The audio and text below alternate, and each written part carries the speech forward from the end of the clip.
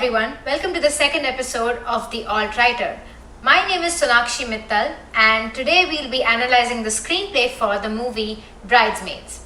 Do you have any ideas of styles? I don't know. What do you think, honey? Whatever you want. Look at how you guys are making this decision together. That's sweet. You guys love each other, huh? Yeah. Yeah. Oh, that's sweet. That will go away. Bridesmaids is a comedy about four friends, out of which the main character Annie is supposed to be the maid of honor for her best friend Lillian, and how everything goes wrong, and in this chaos, Annie finds herself. I got engaged. What? The reason I chose Bridesmaids as a screenplay is because sometimes we want to write comedies, sometimes we want to write simple stories about friendships, and I feel Bridesmaids as a screenplay does that very well. When I was reading the screenplay, I realized it's not just the jokes that make Bridesmaids funny, it's the way they're set up and the drama underneath all the jokes. So the goal of studying this screenplay is to understand what makes something funny and how we can use drama, characteristics of all the characters in our movie, and combine all of them to create a story and then just ice it with jokes. You're so pretty. You're so cute. Oh, you're so sweet. Oh, hi, I'm Helen. Oh, you live in Milwaukee? Oh, I'm sorry. Oh, have you met Lillian? Oh, she's my best friend. Oh, yeah, I know we've only known each other for 5 minutes. Oh. Let's dive in. So in the opening scene, it's set up as a comedic scene. In the first minute itself, we are trying to set up the following things. First, that Annie has major issues. Second, she is looking for something that lasts long, that is commitment, that is something more than just sex, but she is too afraid to ask for it. Let's just say that. Whatever you want to, I can do, I'd rather I like simple, not like other girls where I'm like, be my boyfriend. Unless you were like, yeah, then I'd be like, maybe. I don't. 3, she knows that this guy treats her badly. This is so awkward. I really want you to leave, but I don't know how to say it without sounding like a dick. Oh. If you remove the joke part of it, she is going through a tough time. She is going through a lot. So if you notice, the first 15 or 20 minutes of the movie have been Annie in different aspects of her world.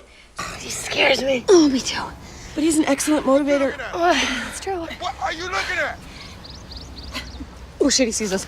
Oh, God. Hey! Show me your love is eternal face. No.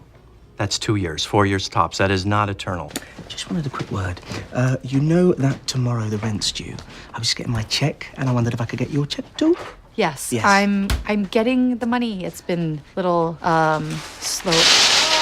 We're set up for Annie. We're already rooting for her. She's the underdog. She's already going through shit. And we're like, how much more worse can things get? The scene with Annie and Lillian in the restaurant. There's a point where Lillian tells Annie this. You hate yourself after you see him every time.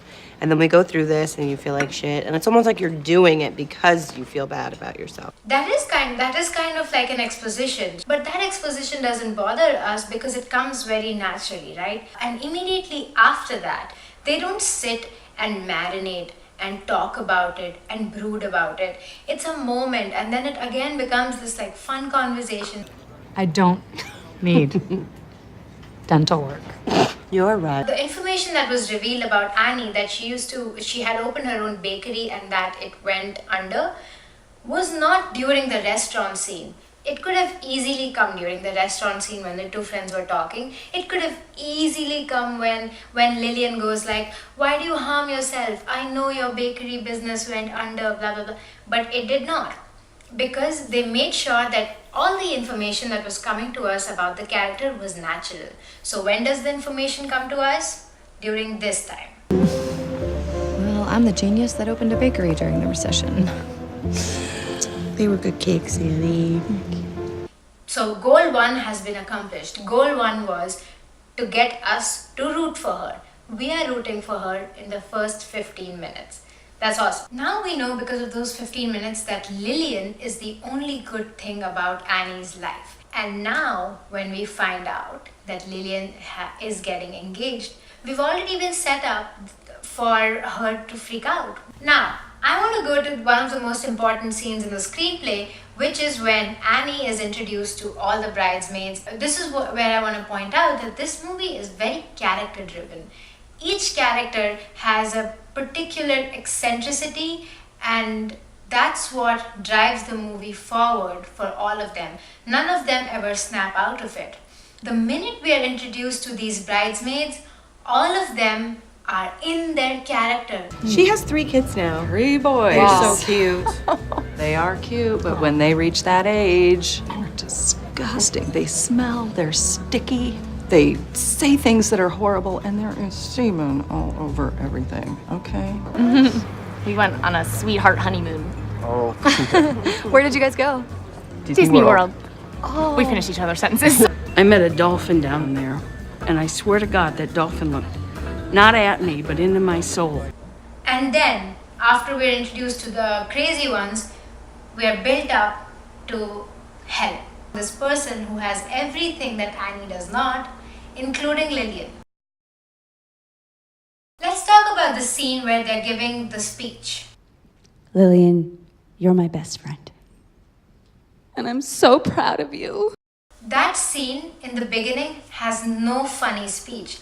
The speech is really not that funny. And I shared things with you that I've never shared with anyone, and you made me realize how I can trust people again. But what makes it already funny is because it's bringing out all of Annie's insecurities. We're not laughing at Helen's speech. We're laughing at Annie's insecurities. You've set up something and now the game begins. Now the game is to one-up each other. The comedy came from someone's insecurity and 2 characters that have been set up, and both of them doing things that are unique to their characters. So now from here on, we're set up for the journey, and it's like, if you look at it, it's like a slope. Everything that can go wrong, it's going to go wrong, but it will always be heightened. So we go from the speech to the bad Brazilian food, to the bad bridal fitting, to the Vegas thing going wrong, to Annie flipping out at the bridal shower. Ooh, delicious stupid cookie. I think Each one is heightened than the previous one. That's the only way we can justify Annie flipping out the way she does in the end. Now I want to talk about the scene with the bridal fitting. Megan, no! Look away! Yes, that scene.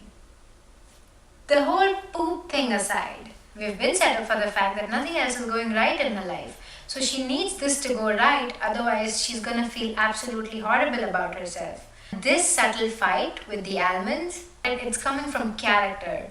It's coming from Helen's character and it's coming from Annie's character. I want to bring your attention to one small thing that happens in the Brazilian food restaurant. Lillian's in the bathroom. I just wanted to talk to you guys about the shower really quick. I was thinking it could be like French themed, you know, since she's always wanted to go to Paris her whole life. So I figured, you know, we could bring Paris here and have champagne and, you know, little cookies. They'd say Lillian and Dougie on them. We can dip them in chocolate fondue and, you know, get cheese from the nice part of the store. I love Very that. Cute. In the end, they use this as the final trigger for Annie. fucking cookie!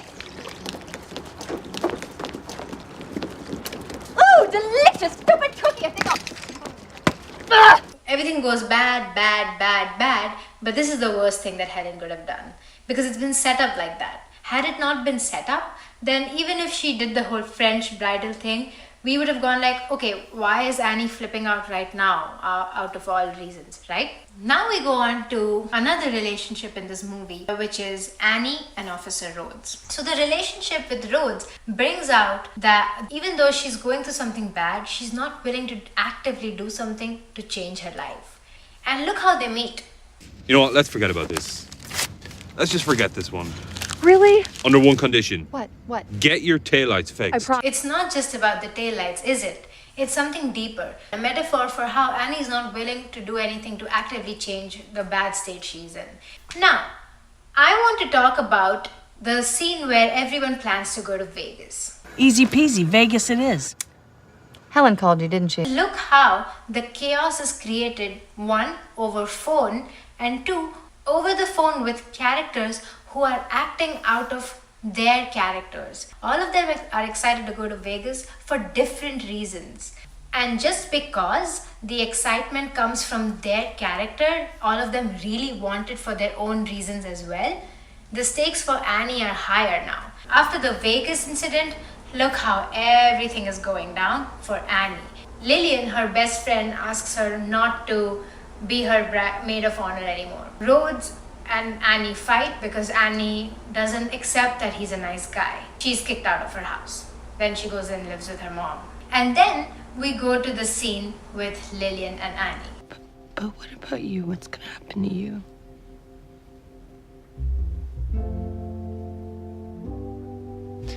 I'm gonna be fine.